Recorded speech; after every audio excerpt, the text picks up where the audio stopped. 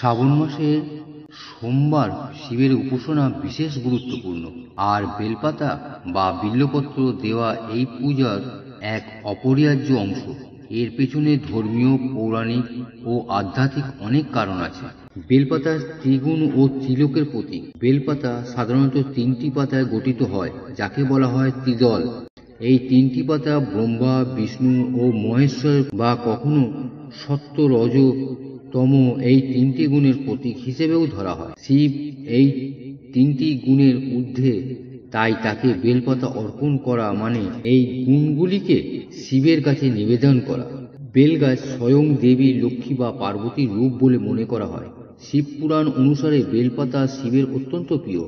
এতে শীতলতা থাকে, যা শিবের গরম মেজাজ, উগ্র রূপ প্রশমিত করতে সাহায্য করে। শ্রাবণ মাসে দেবদেবী, দেবাদিদেব মহাদেব তপস্যায় লিপ্ত থাকেন বলে মনে করা হয়।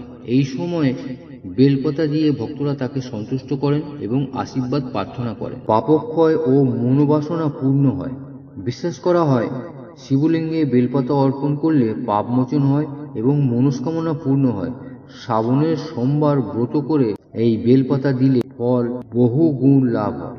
বেলপাতা দেওয়ার সময় তিনটি পাতা যেন এক ডাঁটায় যুক্ত থাকে, সেটাই শুদ্ধ বলে মনে করা হয়। পাতার উল্টো দিক, যেখানে শিরা দেখা যায়, শিবলিঙ্গের দিকে রাখতে হয়। পাতা যাতে ছিঁড়া না হয় সেটাও গুরুত্বপূর্ণ।